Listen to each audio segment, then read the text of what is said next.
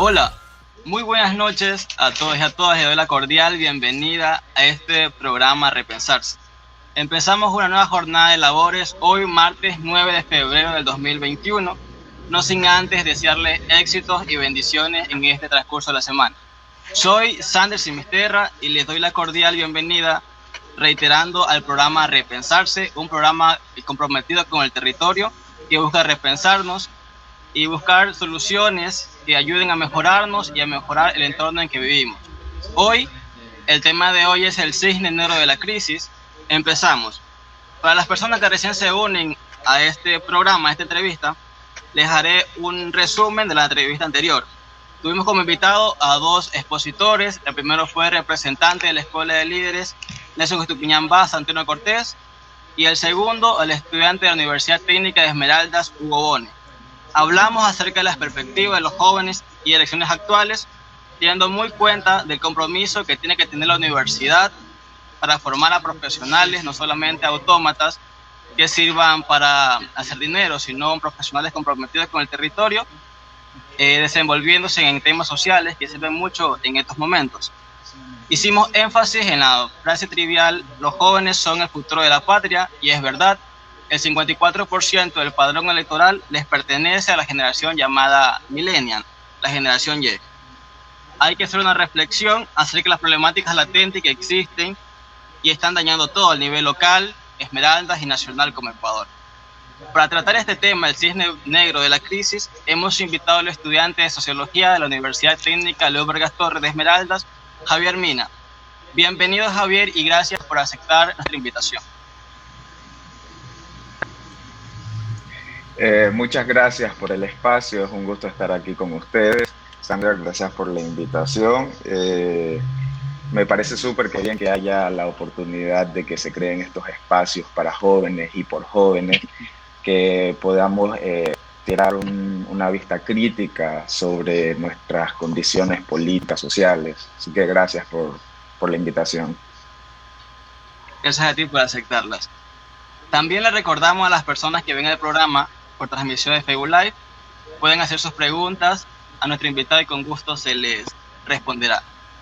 Haré una introducción acerca del cisne negro visible o omitido.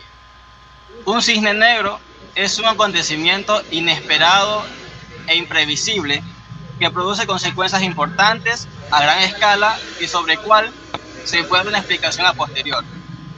Aunque imprevisible, un cisne negro puede analizarse racionalmente una vez que haya empezado a encontrar las señales que apuntan a lo que ocurriría.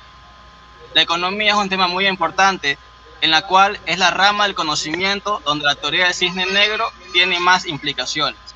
De hecho, los eventos considerados como cisnes negros han provocado un cambio en las preferencias de los inversores a corto plazo y por lo tanto de la evolución de los mercados. Con esto cuestiono las proyecciones de los futurólogos que se basan y se concentran en ver solamente cisnes blancos, es decir, temas que son conocidos e incluso medibles porque han ocurrido en el pasado, recalcando que la historia en la que estamos viviendo está llena de cisnes negros omitidos. De hecho, hay uno por cada revolución que ha cambiado la historia de la humanidad, para bien o para mal. Tenemos el ejemplo del nazismo, la queda del muro de Berlín, la irrupción del internet, etc.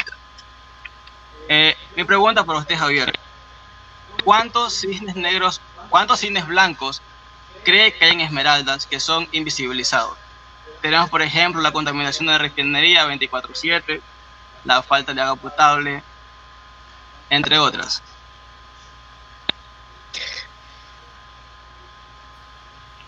Sander, como cisne blanco que ha sido invisibilizado, pues yo te diría que no solo uno de los problemas que nosotros tenemos es que a veces las problemáticas que se dan en Esmeraldas terminan siendo, digamos, tomadas en cuenta dependiendo a los sectores en los cuales estos se desempeñan, se desarrollan. Y un cisne blanco que en serio yo he notado que en serio ha llegado a ser invisibilizado de una forma increíble es el problema del tráfico de tierras en el norte de Esmeraldas, que parece algo que no existiera, que no se viera, que no tuviera una profundidad que no tuvieran unas dimensiones sociales densas, pero consideraría que las principales problemáticas en, en nuestro territorio es una de esas es el tráfico de tierras. Cómo se comercia la tierra, bajo qué características se comercia la tierra en el norte de Esmeraldas, también la condición de los esmeraldeños en el norte, en la zona norte, cómo son comprendidas estas personas, cuáles son sus realidades, qué pasa con estas personas. Y entonces existen una serie de problemas que nosotros en verdad no hemos escuchado que existen en esa zona y que terminan y que cuando se dan, como por ejemplo el atentado terrorista, cuando se dan, terminan siendo problemas que tuvieron un inicio, un fin, pero que es eso, algo que inició, terminó y que todo está bien. Entonces, terminaría diciendo que sí, serían uno de esos, tanto el tráfico de tierras como los conflictos de frontera. Pero para las autoridades, o sea, está el problema, pero ¿por qué no hay ese compromiso acerca del tráfico de tierra? O sea, la crisis, la problemática del sector norte de Esmeraldas es lamentable. No hay agua, falta de carreteras, entonces ¿por qué solamente buscan sacar oro y no le dan las respectivas cuidados a esa tierra?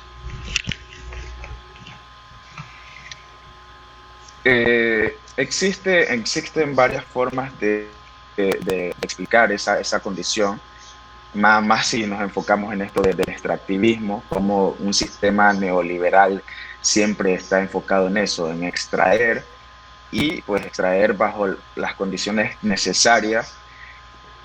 Entonces, para explicarlo de una forma un poco más rápida, podemos utilizar de manera sencilla el caso de lo que pasó con las personas que quedaron enterradas en la zona norte. ¿Qué pasó con estas personas? Pues estas personas trabajaban en minería ilegal, los fallecidos en su mayoría eran mujeres y un niño también, que explica también la condición social, política, laboral en la que se encuentran estas personas. Y tenemos en verdad un Estado que asiste a este lugar, a estas zonas vulnerables. Y la verdad es que no, se puede notar que no por los resultados de los procesos que se ejecutan cuando pasan este tipo de casos en la zona norte. Entonces, muchos podemos decir que es tanto cuestiones de racismo estructural, otros pueden decir que es cuestiones de la liminalidad, otros pueden decir que también pues termina siendo una condición, digámoslo así, étnica, que es por el modo de vida, las actividades comunes de las localidades. Pero en fin, es un aparato un poco complejo de explicar, ¿no? Pero la falta de trabajo también juega un papel muy importante, porque viviendo en la zona norte, más sin trabajo, más sin educación, sin agua potable, la única solución, siendo padre de familia, la única solución es la minería ilegal, a pesar de las consecuencias que traiga.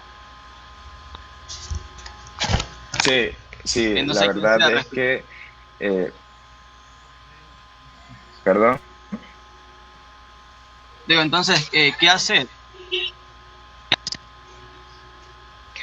La verdad es que la sociedad termina siendo un aparataje súper que complejo y abordarlo desde una sola forma,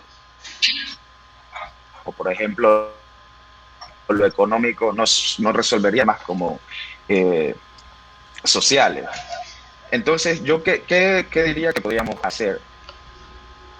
Primero es cuestión, si el problema lo abordamos desde el racismo estructural, como la posición del Estado, como los centros políticos piensan a los esmeraldeños, yo creo que se podría partir de trabajar sobre nuestra identidad. ¿Qué es el esmeraldeño? ¿Qué es el esmeraldeño? Identificar cómo nos perciben a los esmeraldeños y por medio de ello comprender cuál es la posición de los centros políticos hacia los esmeraldeños. Inclusive hay una investigación de Pablo Minda Batalla en el que habla del antropólogo Pablo Minda Batalla sobre la identidad del esmeraldeño y la percepción externa de las otras provincias hacia los esmeraldeños, y es un proceso que tiene su historia, ¿no? Que el resultado de cómo nos perciben es un proceso histórico, y parte pues desde ese proceso de lo que hablábamos, extractivista, que el Estado siempre ha visto a Esmeraldas como un punto de extracción de minerales, un punto de riqueza, y que como nosotros los negros esmeraldeños tenemos un estilo de vida de convivencia con la naturaleza, no nos gusta ser extractivistas, y siempre hemos presentado estar en contra sobre estos procesos, y claro, eso ha llevado a una lucha, a una disputa. Inclusive Pablo Minda cita a algunas personas que enviaban cartas cuando venían a investigar el territorio para poder ejecutar procesos de extracción, procesos de minería. Esas cartas eran enviadas con algunas características sobre las personas, sobre el comportamiento de los negros, hablándolos pues de incultos, de impuros, de personas con muy poco conocimiento, por amoldarlo o acomodarlo un poco. Entonces es cuestión de eso, lo que te decía, de que nosotros debemos trabajar sobre cómo nos perciben, tener en cuenta cómo nos perciben los otros y empezar a formar, digámoslo así, una fuerza de identidad, ¿ya? Saber que tenemos la condición de decir, no, nosotros merecemos tener un trabajo formal, un trabajo con sus garantías, ¿ya? Nosotros merecemos que el Estado esté pendiente de los procesos que se realizan en nuestro territorio, de la minería, de muchas problemáticas tan densas que están golpeando el norte de Esmeralda y que están golpeando también Esmeralda en sí. Entonces, eso. Señalabas hace poco de qué es ser esmeraldeño. Acotando un poco de que la falta de cultura de Esmeralda, las autoridades que no hacen nada al respecto, la falta de compromiso que tienen, que solamente están ahí por populismo, porque al inicio prometen muchas cosas y después no la cumplen. Entonces, ¿qué significa ser un esmeraldeño? Porque el lema de Esmeralda libre por rebelde y por rebelde grande, ya ahorita ya solamente queda una fantasía.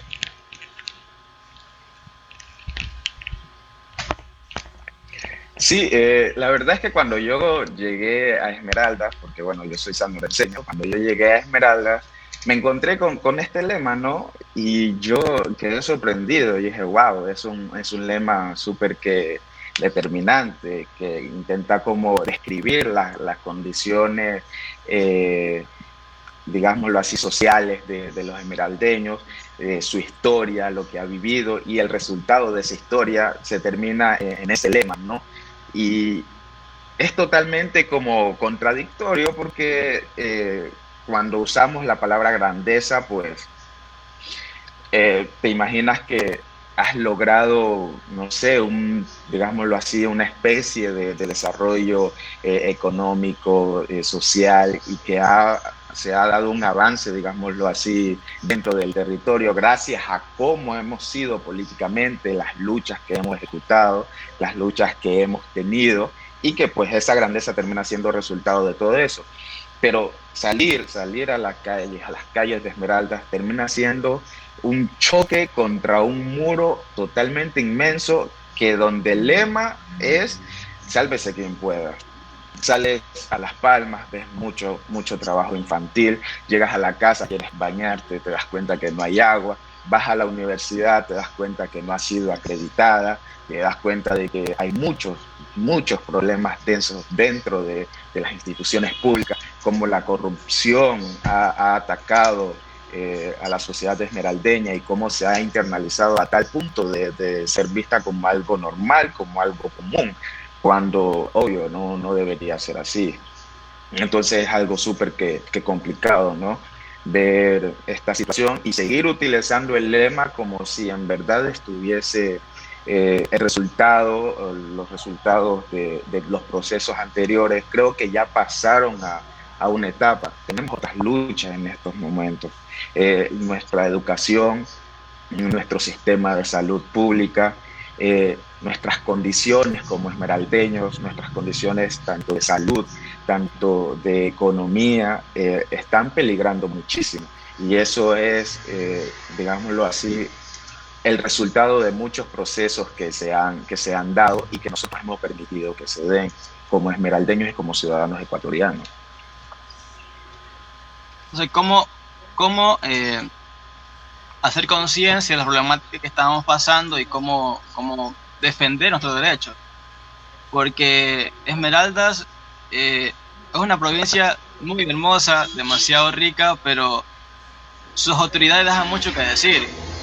El no compromiso que tienen contra Esmeraldas, que se roban parte de nuestra tierra, falta de agua, la refinería de Esmeraldas que nos contamina 24/7, los barrios que están cerca, como Locha de los Pobres, 50 Casas, es una contaminación latente.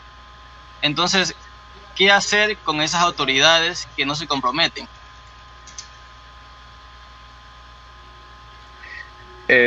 Hace poco estuve leyendo, me gustan muchos libros infantiles, estuve leyendo, incluso aquí lo tengo, se llama Las aventuras de Tom Sawyer, y hay una parte en la que la tía encargada de cuidar a Tom Sawyer cae justo en una maraña de este personaje, de este niño que le engaña, le dice una cosa justo cuando ella lo va a castigar, y cuando ella se descuida, él sale corriendo y se le pierde, y la vieja termina diciendo: perro viejo no aprende mañas nuevas. Yo creo que todas estas personas que están, en su mayoría, estas personas que están en el poder, ya han estado anteriormente en procesos políticos y se les conoce. Creo yo que se necesita gente nueva. Se necesita jóvenes con ojos críticos, jóvenes que hayan vivido la realidad de lo que es llegar a casa y no encontrar agua, de lo que es sentir mucha pena cuando sales con tu familia y tú puedes comer algo y te das cuenta que otros niños están pidiendo para comer algo. Cuando sales a la calle, te tropiezas con un bache, cuando ves montones de basura. Entonces nos damos cuenta de que hay muchas problemáticas que no se atienden, que se conocen, que todos vemos, pero que estamos tan pasivos que dejamos y lo vemos como algo normal. Nos parece muy normal ver muchas adolescentes embarazadas, algo muy común, y pues vemos campañas que se ejecutan en procesos de educación sexual reproductiva. No. Vemos rápidamente consultas hacia los barrios para saber sus condiciones, sus problemáticas, para identificar los problemas generales que tenemos en nuestra Esmeralda.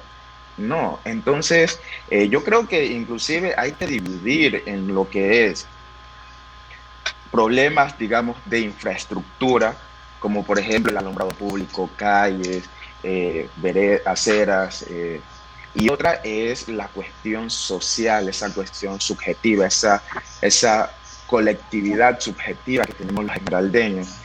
Podemos tener las calles súper que bonitas, pero ¿y si tenemos a nuestros adolescentes que están perdidos en el alcohol, en la drogadicción, que están perdidos en actividades que no terminan siendo productivas ni para ellos ni para la sociedad? Entonces, se tiene que abordar esos dos puntos, esas dos problemáticas, o sea, esos dos paradigmas, no solo enfocarnos, porque me he notado que en los discursos siempre nos hablan de calles, de carreteras, de alcantarillado, de agua, pero no nos hablan de abordar estos otros problemas.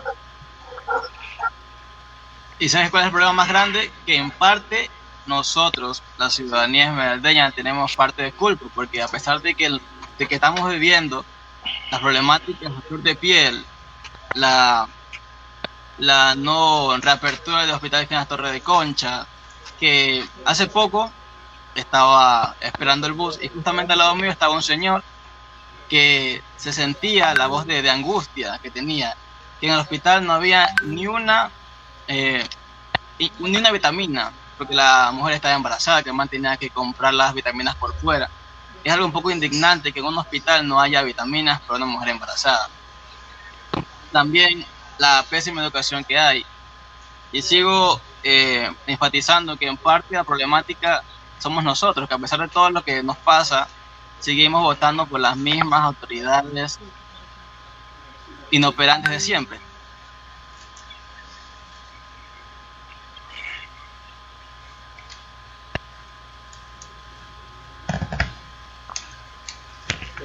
Sí, tengo un poco de problemas de audio.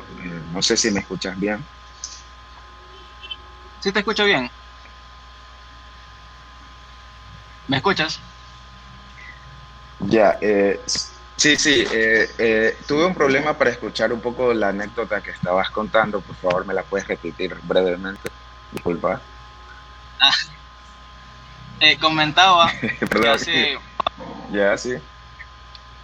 hace poco estaba esperando el bus y al lado mío estaba un señor indignado y frustrado de que su esposa estaba embarazada y no había ni una vitamina para inyectarle a la chica. Entonces es algo un poco frustrante e indignante que un hospital no tenga medicamentos fundamentales y básicos. Entonces, rescatando y señalando que parte de la responsabilidad tenemos nosotros como esmeraldeños, como ciudadanos, porque a pesar de que todas las problemáticas están a nuestros ojos, a veces la invisibilizamos o lo omitimos y votamos a la misma persona de siempre, que se roban la plata. Entonces, ¿de qué cambio hablamos si seguimos votando por lo mismo de siempre?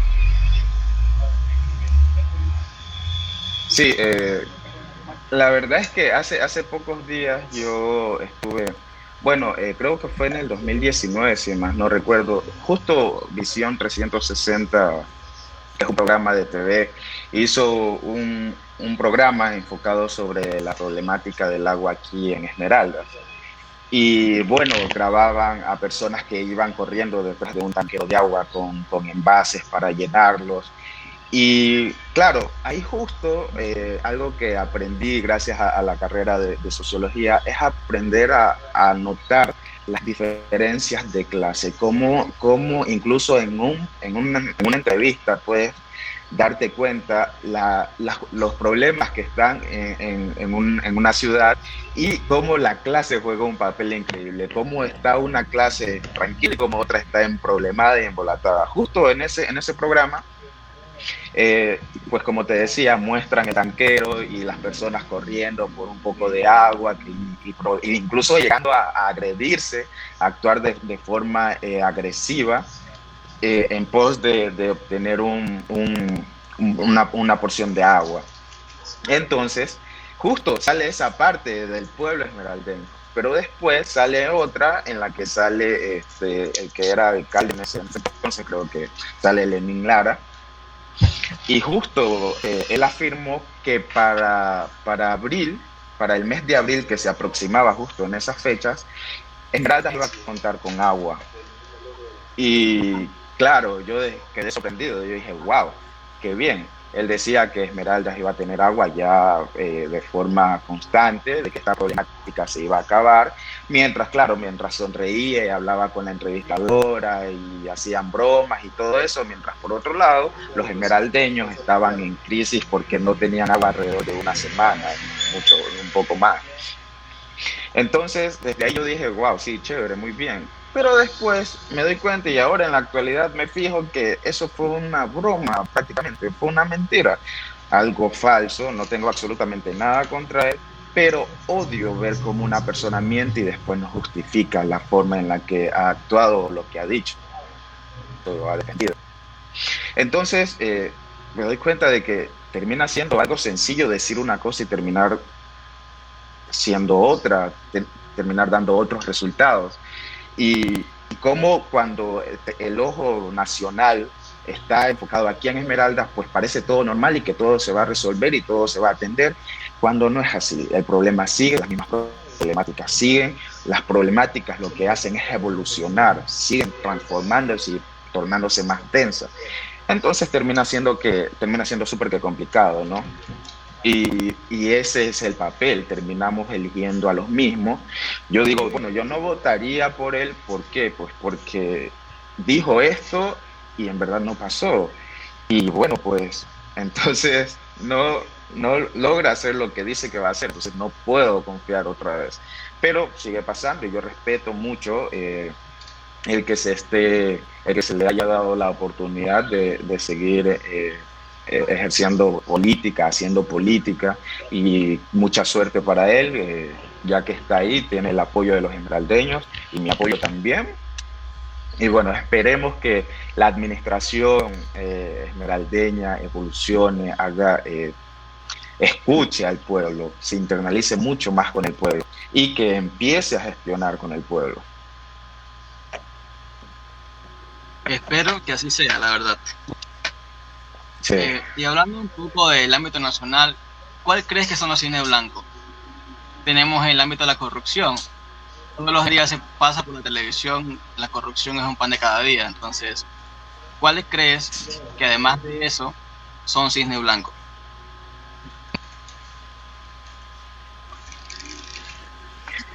A ver, aunque podría pensar en o sea, todo lo que pasa a nivel político nacional. Pues yo diría que cisne más que cisne blanco, digamos que ese mismo cisne que la gente ve, que se muestra, que alza sus alas, se ve hermoso, se ve súper elegante, termina siendo otra cosa cuando baja o hunde la cabeza en el agua, termina siendo un depredador, termina siendo alguien que va a lo que va, a cazar, a alimentarse, y pues es algo que nosotros no alcanzamos a ver desde fuera. Ya la corrupción termina siendo algo muy parecido. Termina siendo algo muy parecido. Pues que terminamos viendo de procesos que supuestamente, entre comillas, están funcionando, como por ejemplo el caso de los insumos médicos, pues todos pensábamos que, bueno, teníamos insumos, los insumos se iban a empezar a distribuir y que era parte de un buen proceso de asistencia, cuando terminaba haciendo otras cosas. Apareció todo un aparataje interno que era un juego que incluso con personas que no nos imaginábamos y que han estado ahí siempre. Entonces, eso, yo diría que más que entenderlo como, perdón, que más que entenderlo como un cisne, algo que comúnmente se ve que está ahí, pues también interpretar qué es lo que hace cuando no les vemos, ¿no? Cuando no percibimos más allá de lo que nos muestran. Sí, no sé si me voy a entender bien. A la perfección, estimado Javier. Bueno, estimado Sander, estimado Javier, quiero aprovechar para enviar un cordial saludo a Jordi Ceballos. Nos dice por acá, hola, saludos. Acá también dice Jordi Ceballos, hola Sander, salúdame. Acá también está Wendy Lemos Cabezas, nos envía saludos por acá. Saludamos también a Carlos Prías, que nos dice saludos, amigos. Quiero enviar un cordial saludo también para Yair, que está enganchado a la señal de tu programa Repensarse, a través de la señal de Sol Digital. Saludos para Jordi Ceballos, que nos dice sí escuchamos. Saludos también para Edwin Antonio Márquez y para toda la gente de nuestra hermosa provincia verde, a la gente de Eloy Alfaro, San Lorenzo, Río Verde, Atacames, Muisne, a la gente de Quinindé también, a toda nuestra hermosa gente. Te doy el paso, estimado Sander. Adelante. Gracias, Richard. ¿Y por qué nadie hace nada al respecto? A pesar de las problemáticas que hay en Ecuador. Y si hacen algo, se convierte en gritos al vacío.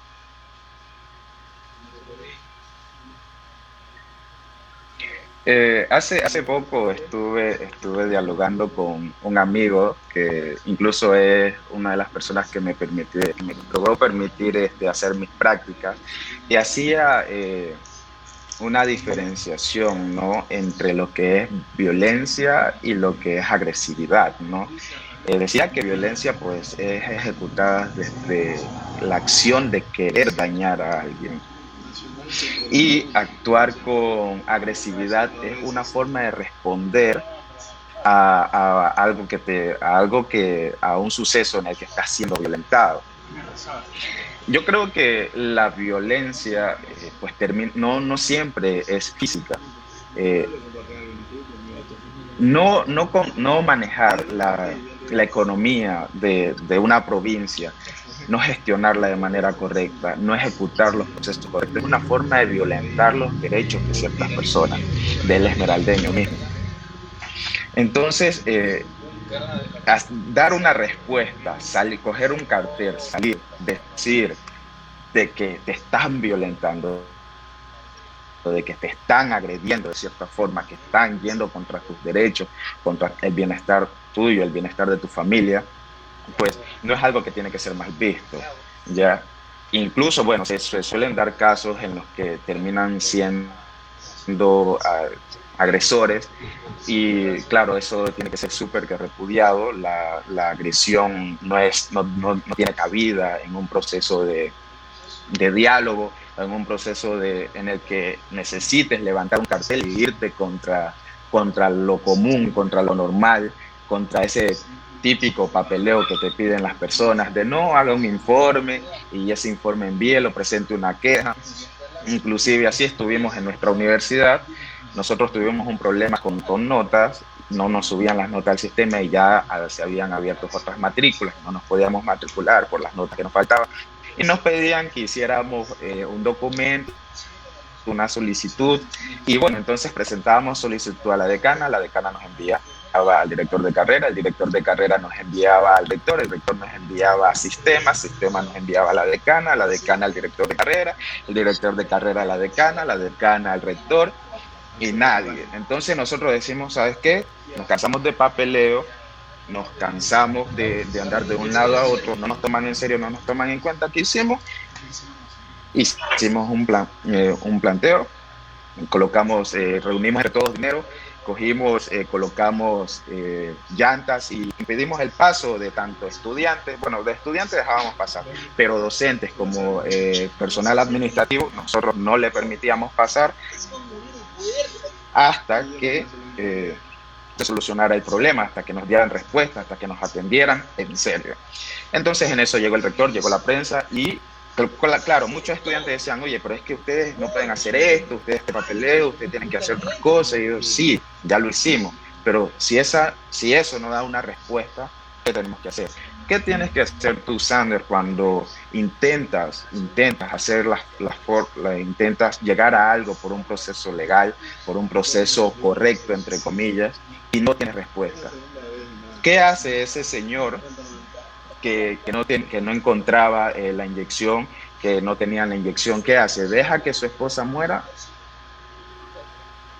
Tú no te graduarías, permitirías no graduarte solo porque a otras personas no les da el tiempo ni el espacio, aunque debe ser su trabajo, de subirte las notas? ¿Tú dejarías de reclamar?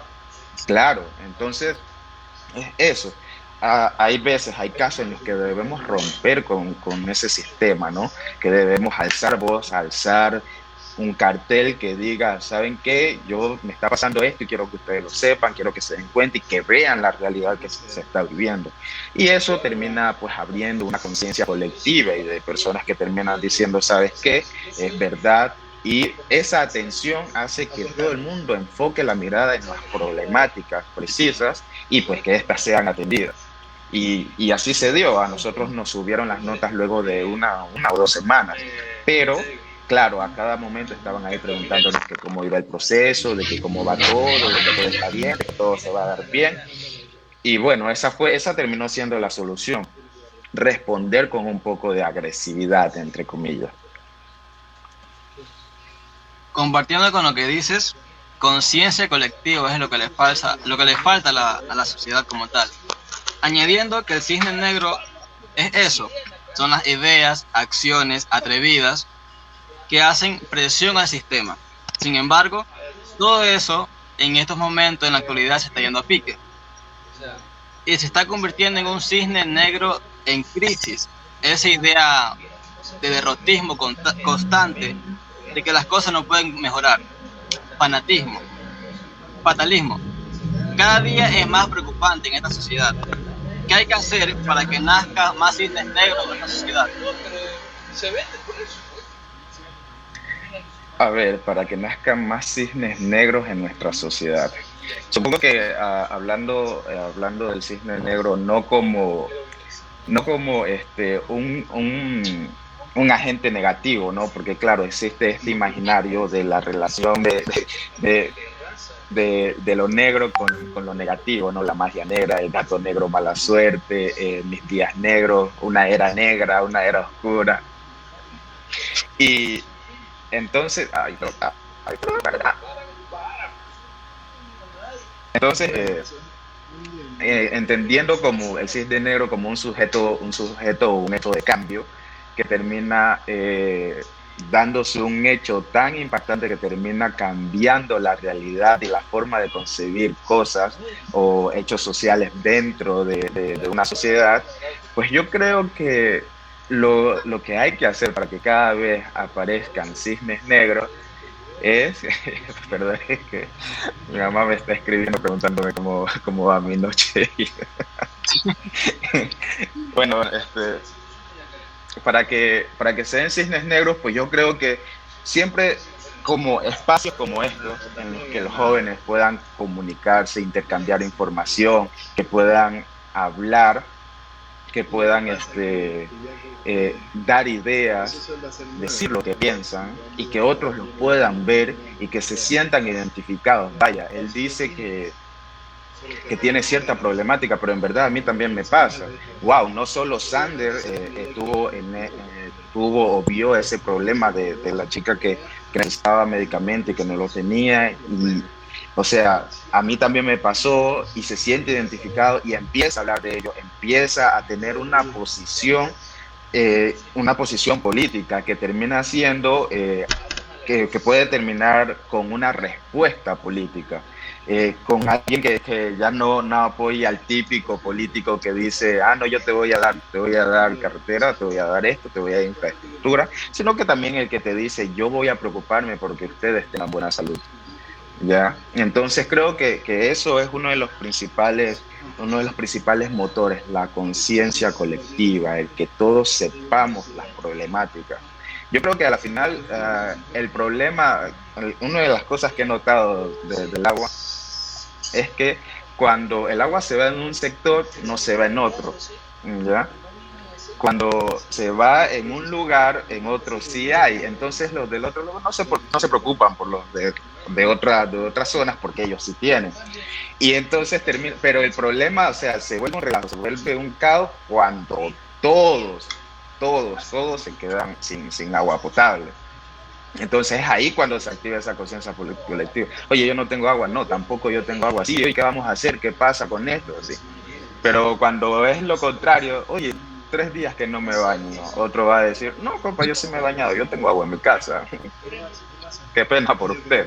Entonces eso, siempre abrir este tipo de espacios, siempre estar en el activismo, en dar nuestra opinión, en no tener miedo en decir lo que pensamos, porque es muy necesario que nosotros siempre mostremos una posición política, hagamos política incluso en estas problemáticas, en nuestro día a día, en lo que vemos común, en lo que hemos hecho común aquí, y o sea, repensar eso de lo común, eso que vemos, eso que está tan ligeramente por encima y que ya lo tenemos normalizado y que no lo vemos como algo, digámoslo así, algo lo suficientemente especial o lo suficientemente necesario en nuestro, digamos, en nuestro ojo, en nuestra conciencia. Sí, la basura está súper regada, pero a la final ya pasará el camión de la basura. Y no lo vemos como una problemática en serio que es una problemática muy densa, inclusive desde temas de cómo manejamos la basura, sino qué se hace con esa basura después de que se va. O sea, muchas problemáticas, ¿no? Entonces eso, progresar en pos de una conciencia colectiva, ¿no? ¿Y cómo despertar esa conciencia colectiva?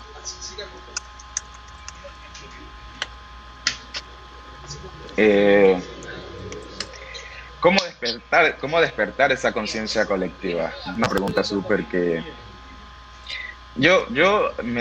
al menos yo hablo desde mí.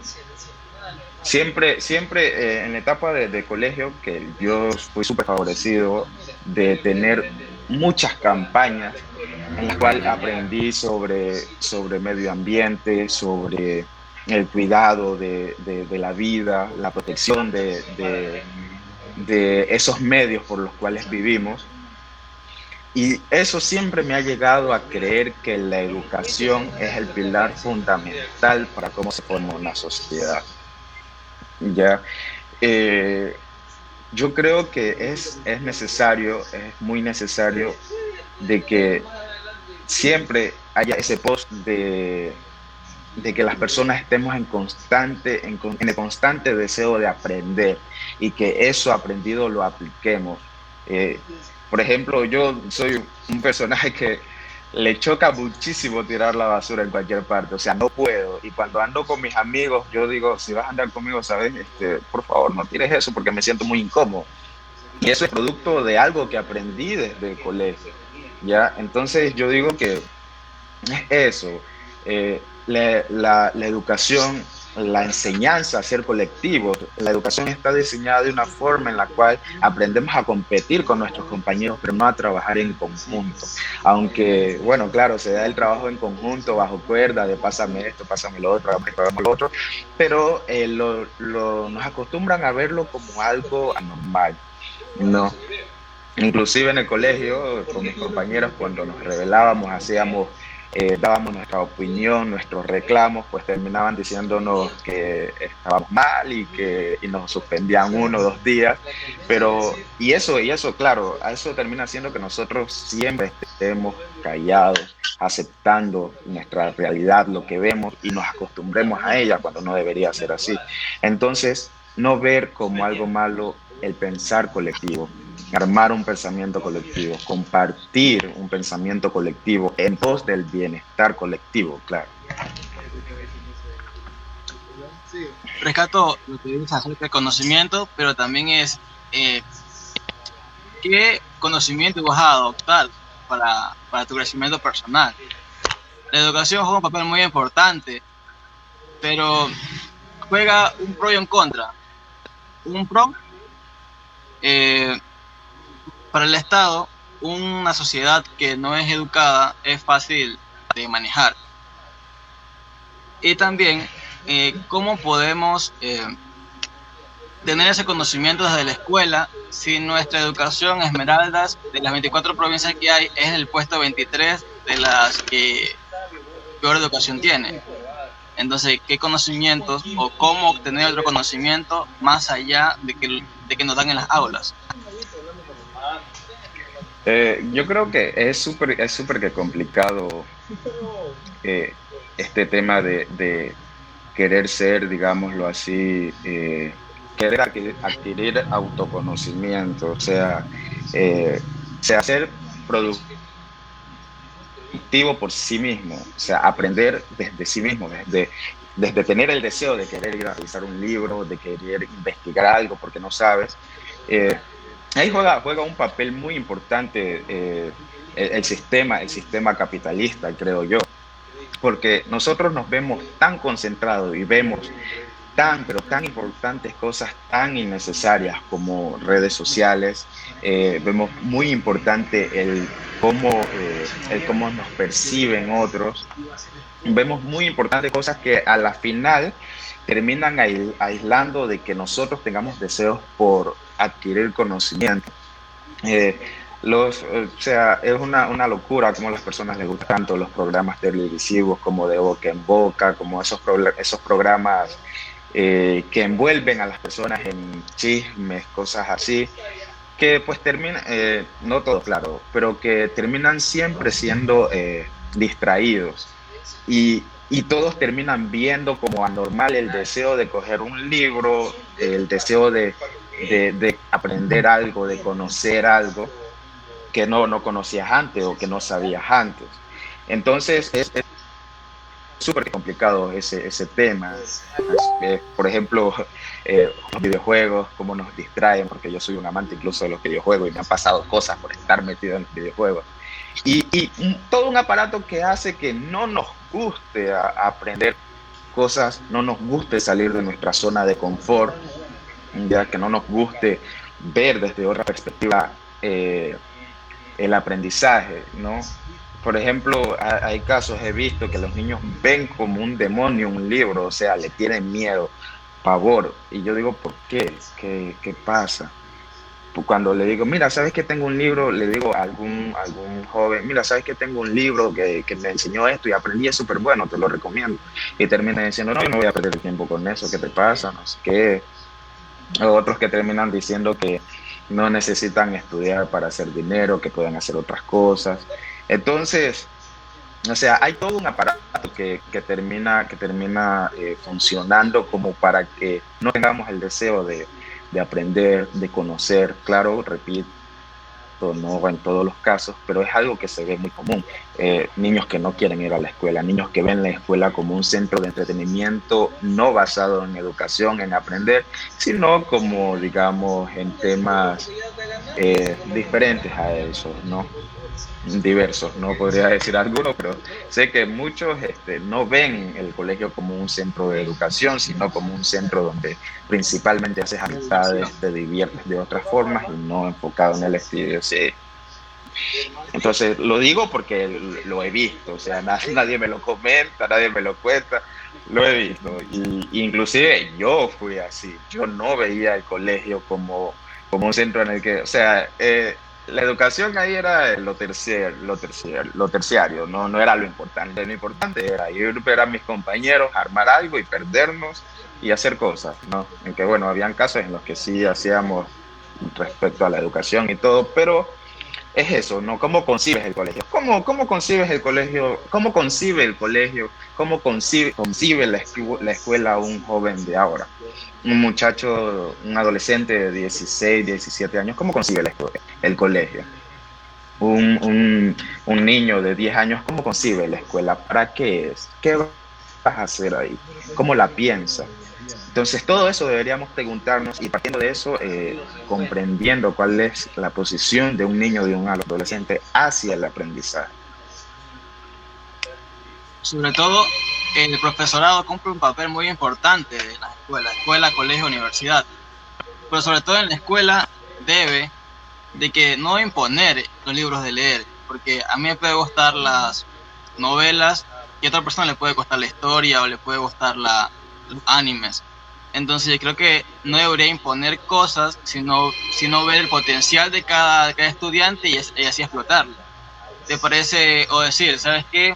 ¿Saben qué? Mañana van a leer el libro que más les guste y el siguiente hora de clase hablaremos de eso. Creo que sería una sociedad más comprometida, sin imponerle, leanme 100 páginas de 100 años de soledad. Entonces, al imponer cosas, las personas no van a aprender nada. A mí que me pongan cosas, yo no aprendo nada, ni hago nada. Ya, sí, incluso existe una sola forma de educación para lo diverso y complejo que es el ser humano, y eso termina siendo algo súper que digámoslo así, determinante, ¿no?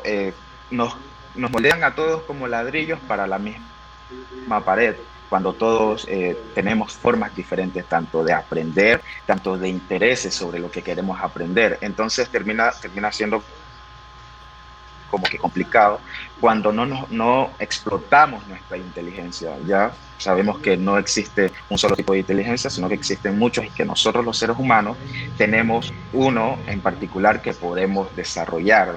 No estudio psicología, pero sí hay autores que defienden eso, como Walter Rizzo, que habla se enfoca en una de las inteligencias, y es la inteligencia emocional.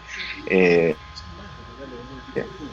y bueno, hay otros tipos, la inteligencia matemática, la artística, que, que cada uno tenemos y que puede ser desarrollada, explotada, y que terminaría siendo algo genial. Pero la educación es uno de los problemas, incluso uno de los problemas que plantean en lo que es el socialismo, que las personas dentro de un Estado pues terminan siendo un número que hay que educar, que hay que educar y como no es especial, es solo un número, pues tenemos que enseñarle lo mismo que a otros números.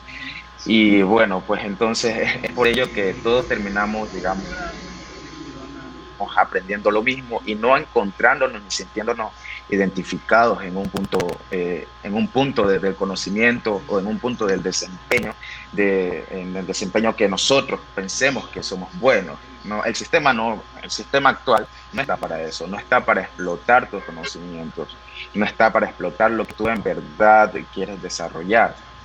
Y así no, pues para que sencillamente aprendas lo mismo que aprenden los otros. Y si no te preocupas por ti mismo, pues termina siendo que terminas aprendiendo lo mismo que otros y terminas buscando lo mismo que otros. No, yo quiero ser un empresario como los demás, quiero hacer dinero, quiero hacer cosas.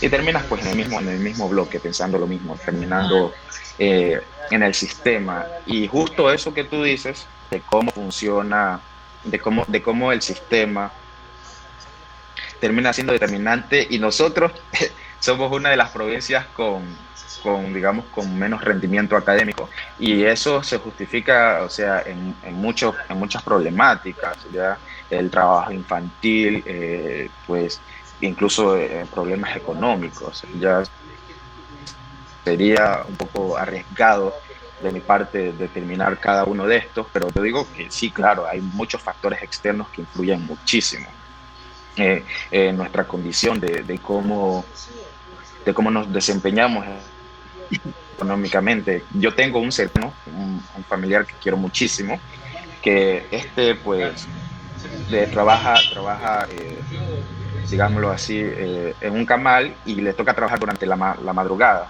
y en la mañana clases.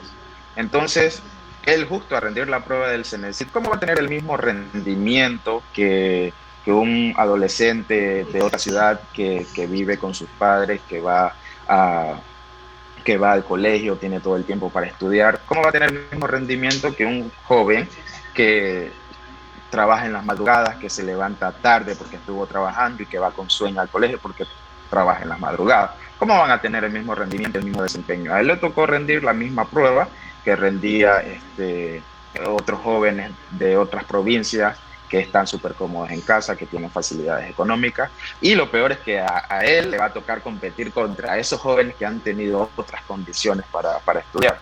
Entonces son muchas cosas que no se están tomando en cuenta, muchísimas cosas, y esa es una de ellas. Acotando, según el estudio de bloggingnoticias.com, en Ecuador hay 928.528 personas que entre 15 y 19 años, el 8% ha tenido que dejar de estudiar para trabajar, mientras que el 73.242 jóvenes tienen que dividir su tiempo entre trabajar y estudiar, lo que acabas de comentar ahorita. Además, 40.000 se quedaron sin matrículas universitarias.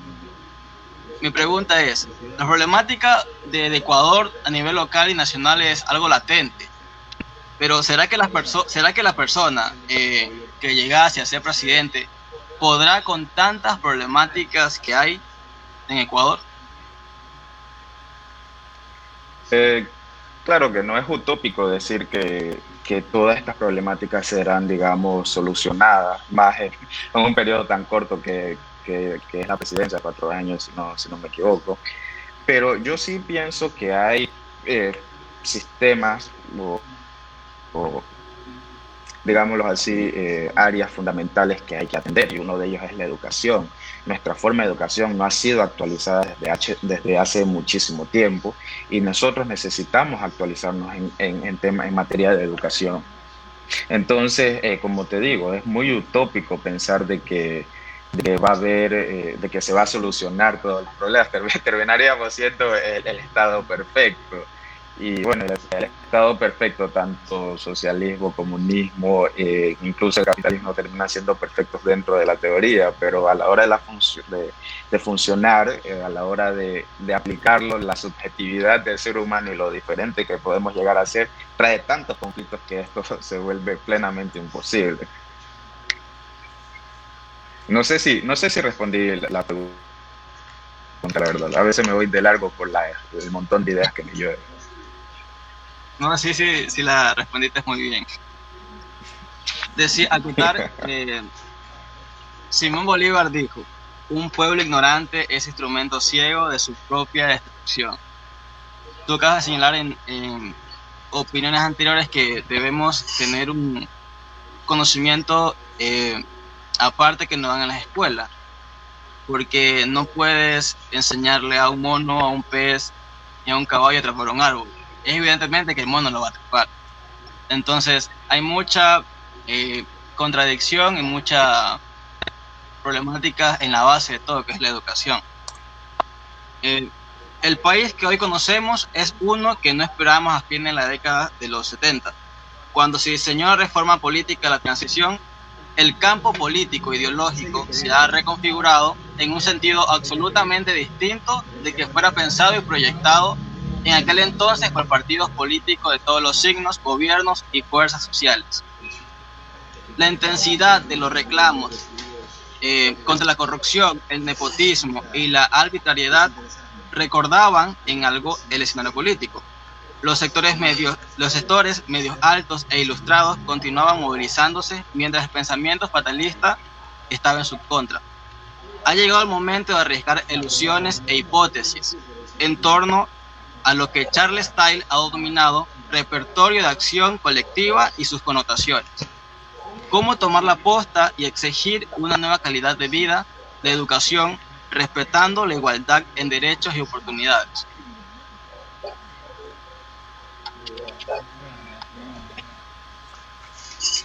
Claro, existen, bueno, a medida que ha ido evolucionando tanto la tecnología, la ciencia, se han determinado nuevas formas de hacer educación. Ya cada vez las personas se han visto más inmersas en investigar cómo desarrollar un aprendizaje, cómo enfocarse en lo que es la juventud, qué hacer, cómo actuar. Y uno de esos es, uno de estos puntos es que siempre la educación ha sido diseñada para no un intercambio de conocimiento, sino la imposición del conocimiento. Te sientas, ese se le conoce como sistema de educación bancario, donde tú vas, te sientas en un banco y recibes todo lo que el docente te debe tirar encima. Pero claro, han nacido nuevas propuestas en cuestiones de educación, y una de ellas es la educación, perdón, no recuerdo el nombre, creo que era educación popular, si más no me equivoco, que está enfocada, ¿no? Aunque claro, no es que lo apliques en un colegio, pero la educación popular está enfocada en este intercambio, en formar el conocimiento en base a lo que las personas conocen, perciben sobre algo en preciso, ¿no? Y yo lo veo súper que chévere, donde la clase no se forma en base a lo que el libro del Estado te manda, sino en base a lo que preguntan los estudiantes. ¿Ya? ¿Cuáles son sus dudas? ¿Cuáles son sus curiosidades? ¿En qué quieren enfocarse? ¿Qué quieren desarrollar? ¿Qué quieren aprender? ¿Qué quieren ustedes que nosotros les enseñemos? Nunca, cuando vas a un colegio a matricularte, nunca está esa pregunta. Oye, ¿tú qué quieres aprender? ¿Tú qué quieres hacer? ¿Cómo quieres aprender? No te preguntan absolutamente nada de eso. Lo que sí te dicen es que tienes que cortarte el cabello, que tienes que usar uniforme, que tienes que sentarte, que quedarte callado y escuchar todo lo que te dice el profesor. Y bueno, en mis tiempos, si no hacías eso, era el reglazo. Entonces, claro, falta eso en nuestra educación, falta eso. Y eso es una de las nuevas propuestas de que esta sea mucho más abierta a lo que los estudiantes, los jóvenes quieran aprender, desarrollar eso que quieran aprender, y era lo que hablábamos anteriormente. Y hablando de calidad de vida y educación, la economía es un paso muy importante en estos tiempos. Esto me hace formar la pregunta: ¿la economía marcará la política del país en el 2021 o será todo lo contrario?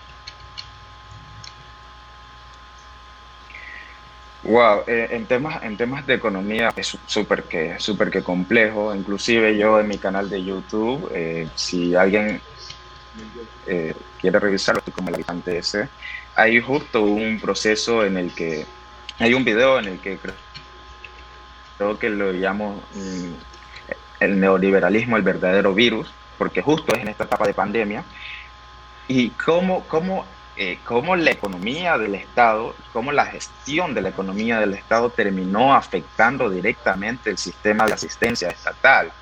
Por ejemplo, el sistema de educación se echó a la basura, ¿verdad?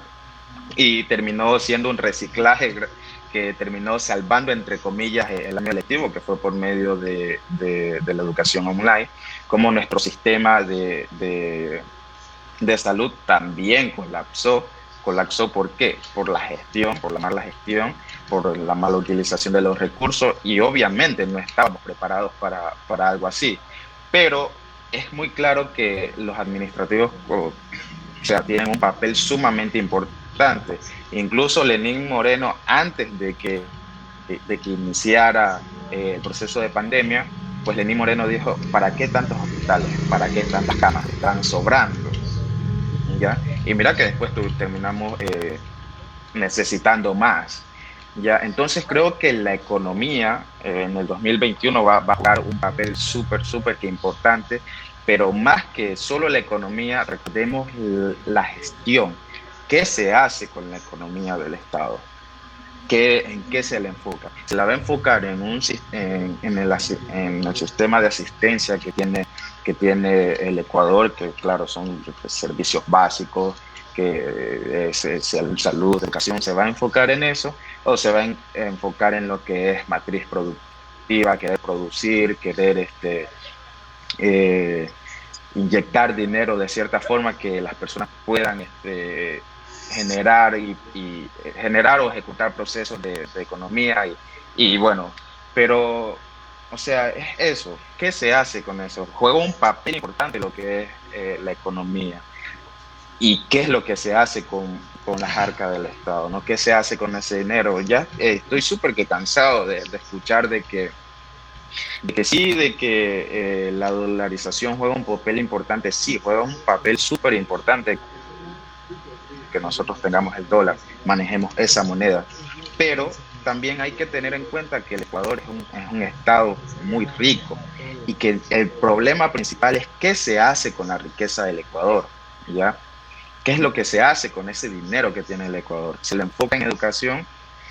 ¿Ya? ¿Se lo enfoca en inversiones sociales? ¿Qué es lo que se hace con ese dinero? Entonces la gente está tan sumamente preocupada en que nos vamos a convertir en Venezuela, que cuando, claro, Venezuela tenía unas condiciones totalmente diferentes a las del Ecuador. Cuando fue el crack del 93, si más no me equivoco, Ecuador no se vio tan afectado. ¿Por qué? Pues porque el Ecuador tiene modos de producción, nosotros tenemos riqueza. Tenemos muchas riquezas, tenemos medios de producción, nosotros podemos producir y mantenernos bajo nuestras producciones, ¿ya? Entonces, lanzarnos y decir que sí, que nos vamos a convertir en Venezuela, termina siendo algo muy descabellado, porque Venezuela concentraba la riqueza del Estado enfocada en el petróleo, que incluso pasaba el 90% de los ingresos estatales. Entonces, pues, terminaba siendo un problema porque cuando ese ingreso estatal se vio afectado, pues jodió la economía del Estado. Entonces, nosotros tenemos condiciones un poco diferentes y es en base a eso, a que nosotros sí producimos, nosotros sí tenemos medios de producir, nuestra gente sabe producir, puede producir y lo que es necesario es que la riqueza siempre se vea enfocada en eso, en dar las capacidades para producir, dar salud. Necesitamos un capital humano con salud. Si nuestra gente no tiene salud para trabajar, ¿de dónde va a salir la economía del Estado? ¿Cómo vamos a producir sin salud? Sin educación no vamos a saber de qué forma producir.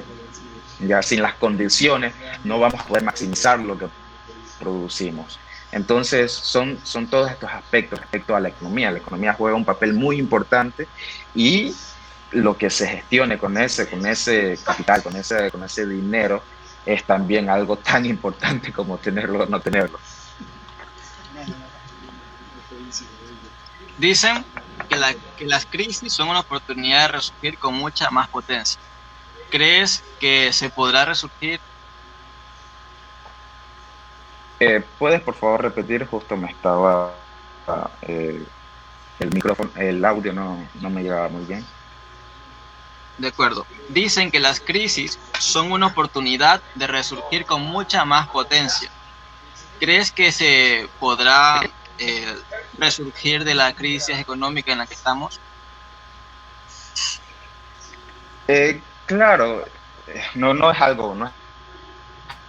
algo fácil, no es algo fácil para nada, pero yo creo que tomando los pasos necesarios, aunque claro, no tengo mucho conocimiento sobre las formas de gestionar, no tengo mucho conocimiento respecto a economía, pero la crisis es una forma de darnos cuenta, nos abrió los ojos a muchos y nos dimos cuenta de que, vaya, nuestro sistema de salud estaba súper que complicado, ya estaba en crisis. Nuestro sistema de educación ya estaba también en crisis, a tal punto que sabemos que Ecuador no es que sea uno de los países que esté aportando respecto a las problemáticas, que esté aportando en conocimiento respecto a las problemáticas del COVID, ¿no?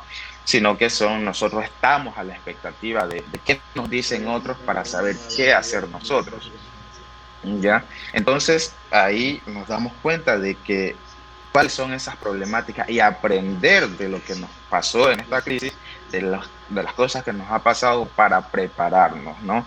Y es eso lo que dije anteriormente, de que necesitamos que un gobierno se enfoque en eso, en atender de los errores, de los problemas y atenderlos de manera inmediata, empezar a trabajar en ellos para posibles otros casos, contar con las condiciones para abordar las problemáticas y una problemática tan densa como la que nos trajo la pandemia. Sobre todo un gobierno más comprometido con la sociedad. Algunos expertos en finanzas mencionan que lo más importante que tiene una persona es su cerebro y su capacidad de crear y planificar. ¿Consideras que las administraciones de nuestra localidad de gobierno tengan esa capacidad?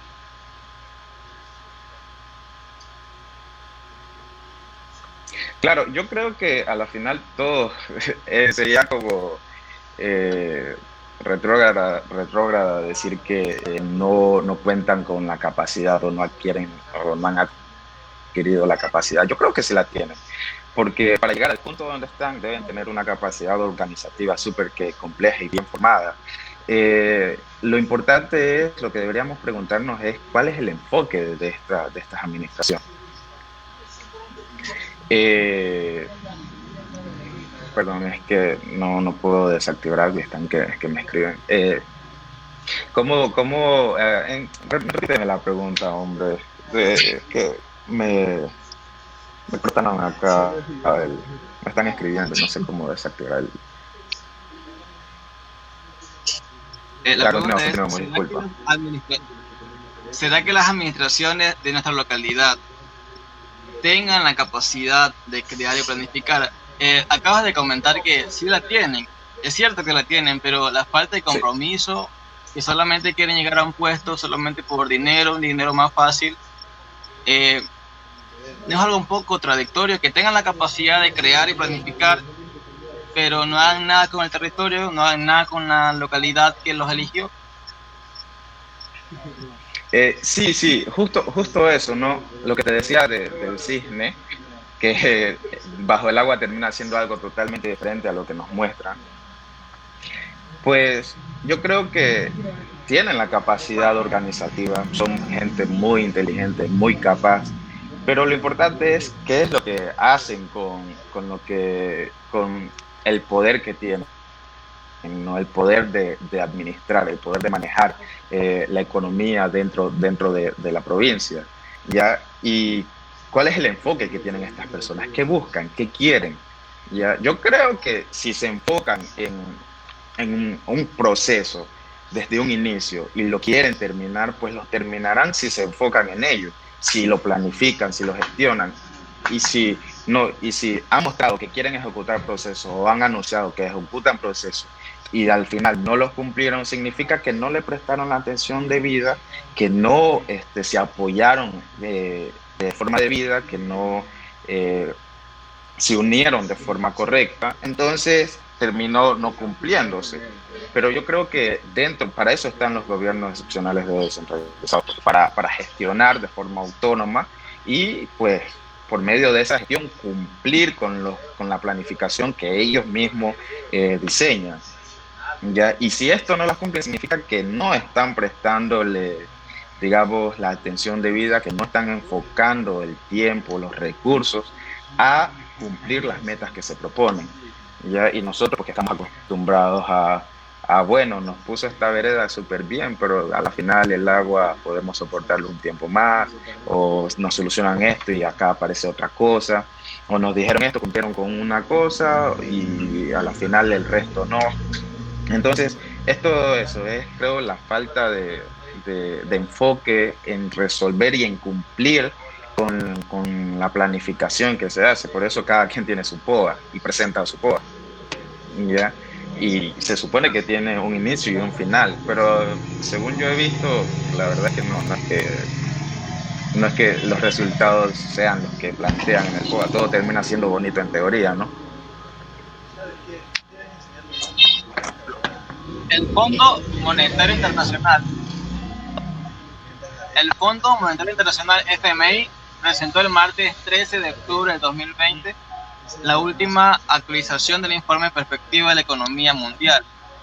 En él detalla que las proyecciones del comportamiento del Producto Interno Bruto, PIB, en los países durante este año de pandemia y los próximos.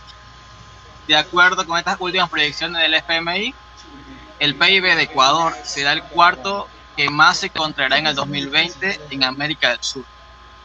¿Qué pueden hacer los gobiernos o la administración del mismo, que ya tienen muchas deudas con organismos internacionales, para que no haya más desempleo en el país?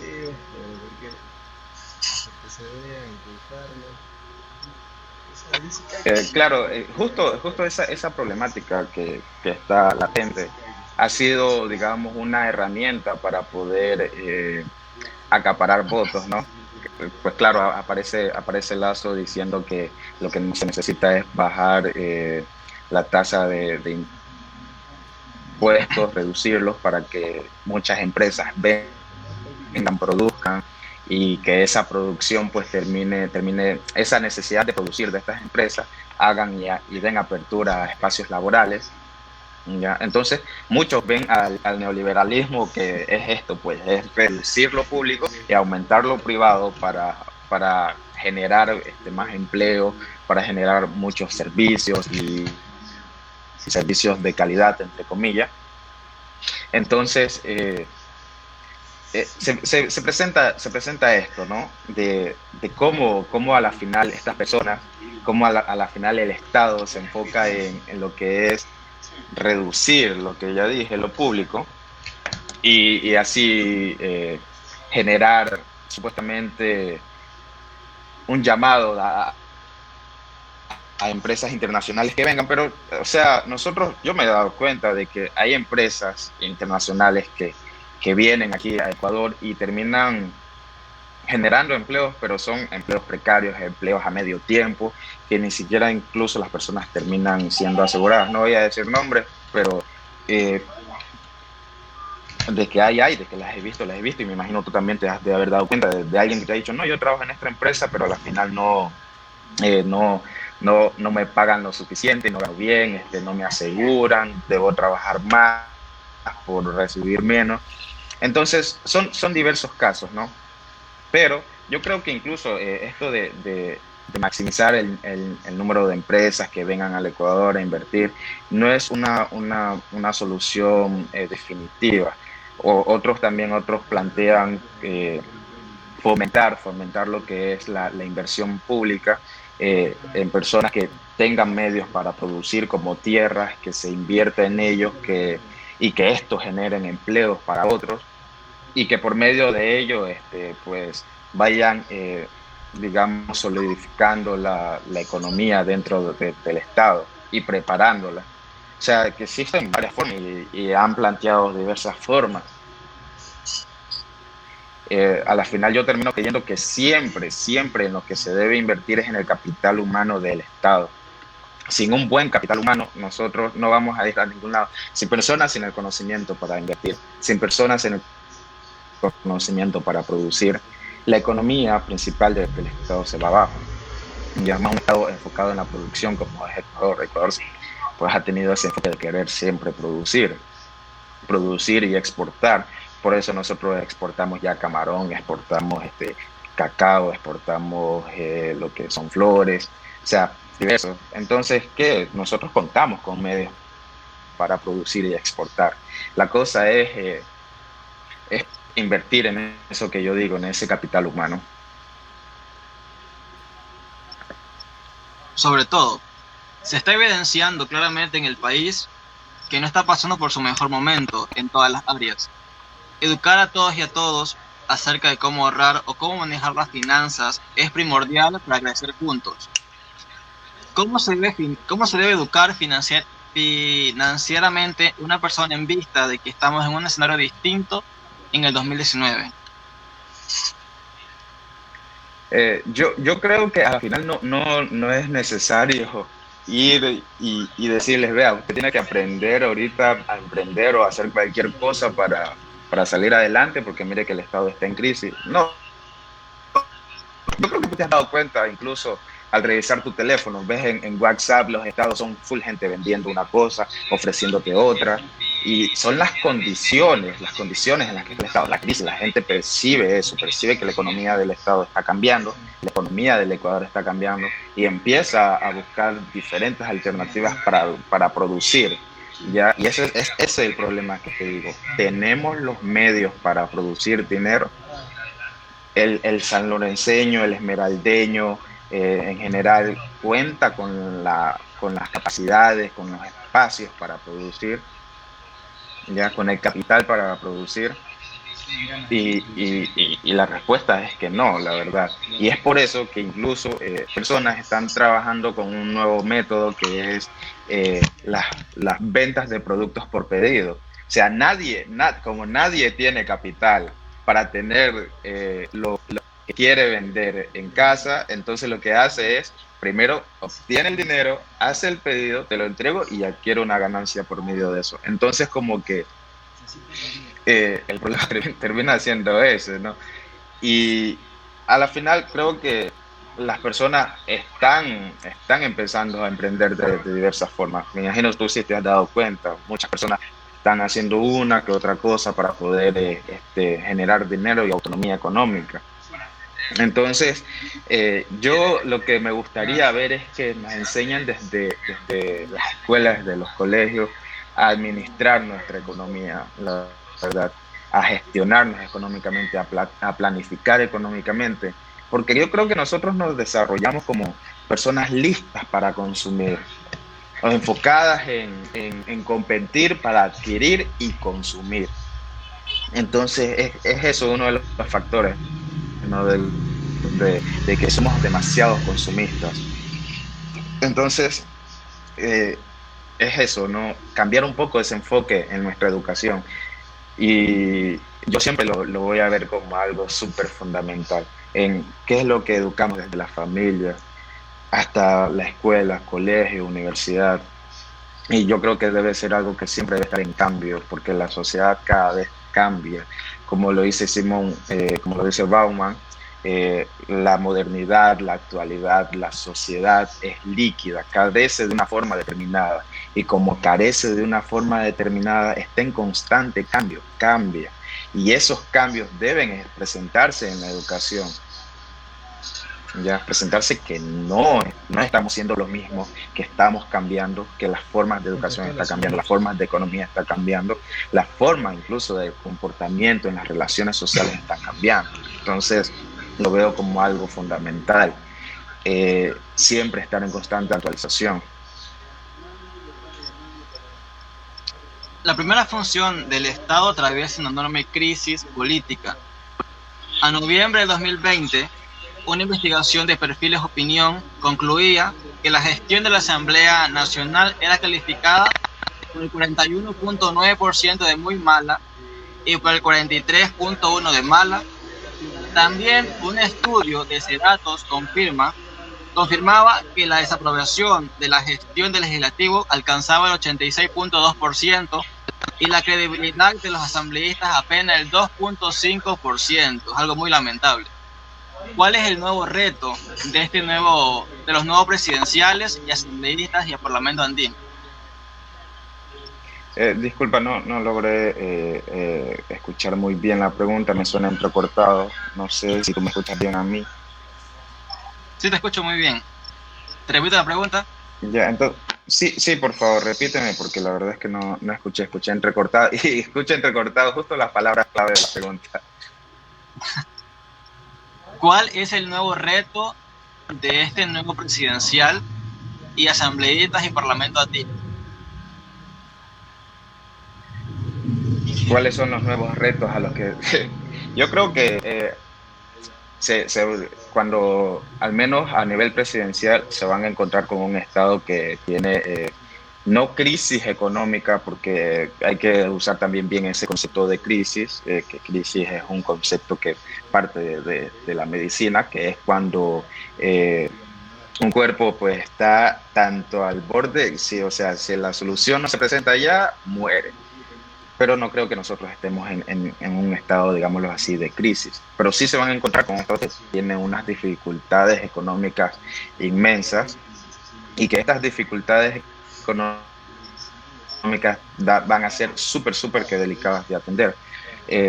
A nivel provincial, a nivel de nuestra provincia, yo creo que las personas que han logrado llegar al puesto de tentado no se van a encontrar con absolutamente nada nuevo. Son problemáticas que ya conocen, ya se sabe muy bien cuáles son las condiciones en las que está Esmeralda, sabemos muy bien cuáles son las problemáticas que tiene Esmeralda, ya, porque son problemáticas que ya hemos venido arrastrando desde mucho tiempo. Y la forma, lo que nosotros debemos observar, pensar y analizar es cuáles son las propuestas de abordar estas problemáticas. ¿Cómo la vamos a atender? ¿Qué vamos a hacer primero? ¿Qué vamos a hacer después? ¿Cuál es el plan? ¿Cuáles las estrategias? Y pues hemos venido hablando todo este tiempo de todas las problemáticas de aquí, no hace falta repetirlas. Ya está. Y somos conscientes, inclusive ellos son conscientes, los que acaban de detentar y llegar al puesto son conscientes de estas condiciones en las que estamos. Y lo que nosotros tenemos es que esperar a ver cuál es el plan que estas personas nos presentan, qué harán primero, qué harán después, y pues esperar a que se cumpla, la verdad, porque una cosa es lo que se dice y otra cosa es lo que se hace, ¿no? Evidentemente. La Comisión Especializada Ocasional fundamenta la cuarta reforma constitucional en que reducir el número asambleísta mejoraría el debate. Veo una buena opción. Facilitaría el consenso y el trabajo en beneficio del interés común, y significaría una disminución positiva del gasto. Simplemente es impresentable el suicidio al legislativo, que es un asambleísta que solo por el dinero fácil levantar la mano como borrego obedientes. ¿Cree usted que ¿Será una buena opción reducir los asambleístas que en su mayoría no aportan nada en el país? Claro, el comentario de que mayoría no aportan nada al país, como que ya de una va enfocándome en decir, wow, no deberían haber tanto. Pero, a ver, es uno, se ha hecho común decir, oye, ¿sabes qué? Yo quiero ser asambleísta, yo quiero ganar esos 5.000, $6.000 que los manes se meten para andar en una camioneta blindada con vidrios polarizados y bueno, y la gloria, ¿no? Pero, o sea, es tan obvio que, claro, son las personas que se encargan de establecer las normas legislativas del Estado y todo eso, y se encargan de decir sí o no, inclinarse por tanto o no inclinarse por aquello. Pues ellos han creado unas condiciones pero tan favorables para su trabajo, que incluso una vez creo alcancé a ver un reportaje en el que nos hablaban sobre eh, las regalías que estas personas tenían y secretarios para sus secretarios. O sea, cosas que tú escuchas y dices, wow, me parece una locura. Como, o sea, hay un consumo económico bastante enfocado en esta área, ¿no? De funcionarios públicos, y yo veo favorable la reducción, porque a la final ellos terminan siendo voceros, ¿no? de nuestras provincias, y para tener un vocero, o sea, una persona que venga, hable con el pueblo, conozca las condiciones del pueblo, vaya y las exponga, pues no se necesita más, considero yo. Entonces, se podría reducir, claro, pero es una lucha súper que compleja, porque bueno, o sea, es como preguntarte a ti si te quieres quedar sin trabajo para poderte sacar, y obvio tú vas a decir que no, entonces vas a votar por no. O sea, como funciona nuestro sistema político, pues es muy complicado de que esto cambie. Ya, es muy complicado de que esto cambie. Pero dentro de esas opciones también se expuso en la asamblea la reducción de salarios también para los asambleístas, pero ni así, fue un insulto para ellos reducir sí. salarios, a pesar de de las problemáticas que están. Claro, mira, es justo esto yo lo vi con el CNE, pues que a la final no se quiso reducir dinero para las campañas de los políticos, pero sí se redujo el dinero que iba para las personas que íbamos a mesa. Antes eran 20 latas ñaño, ahora fueron 10, o sea, ¿qué onda? 3 meses. Sí, sí. Imagínate. Entonces ahí tú te puedes dar cuenta de que los que tienen el poder de legislar generan condiciones que sean súper favorables para ellos, pero no para nosotros, ¿no? Entonces también te das cuenta de que hay ese estado en el que lo que se busca es favorecernos nosotros y que los otros a la final podemos reducirle, no pasa nada, igual son mayoría. Entonces es súper que complicado. Recuerda que lo que tú acabas de decir, que se hizo esa propuesta, se presentó esa propuesta y ellos súper que ofendidos se opusieron, y fue algo que se suspendió, quedó en la nada, cuando en verdad todos estábamos aportando nuestro granito de arena.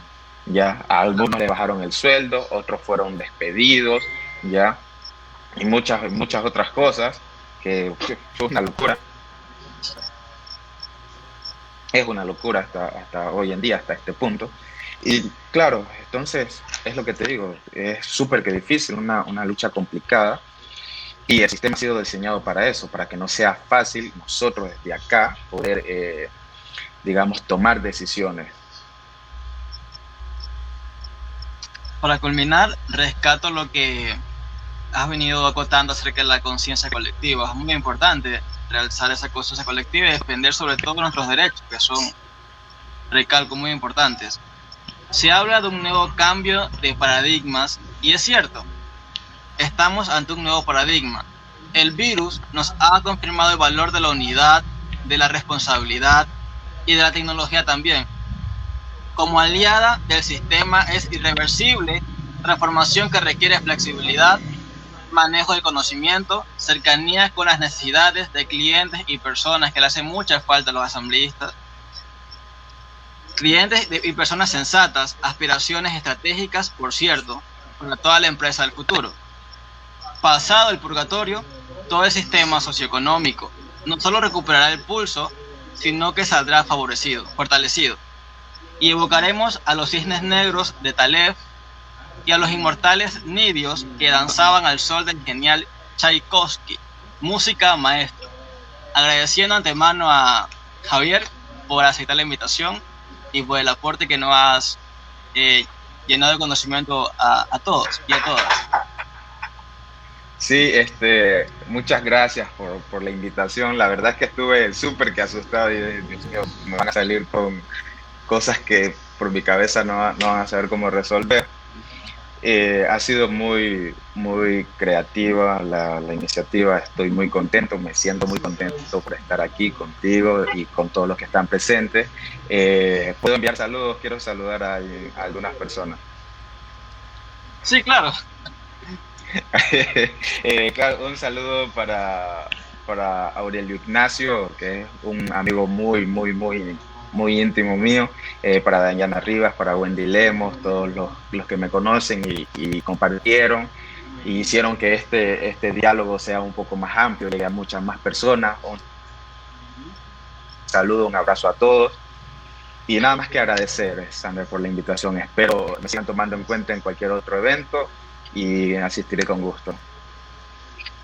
De ley se os tomará en cuenta. También un saludo para Jordi Ceballos, que está que me escribe rapidito ahorita. Gracias, muy amable por aceptar nuestra invitación. Así es, amigos y amigas, agradecerles la cordial sintonía acá en este subprograma Repensarse, a través de la señal de Sol Digital. Somos un medio esmeraldeño conformado por jóvenes esmeraldeños y precisamente somos tu voz. Soy tu voz, soy Sol Digital. Estimado Sander, estimado Javier, será hasta una próxima oportunidad. Y bueno, de mi parte, muy agradecido por esta tertulia que se ha mantenido el día de hoy. Por mi parte, hasta la próxima. Muchas gracias, Javier. Muchas gracias a ustedes, nos vemos.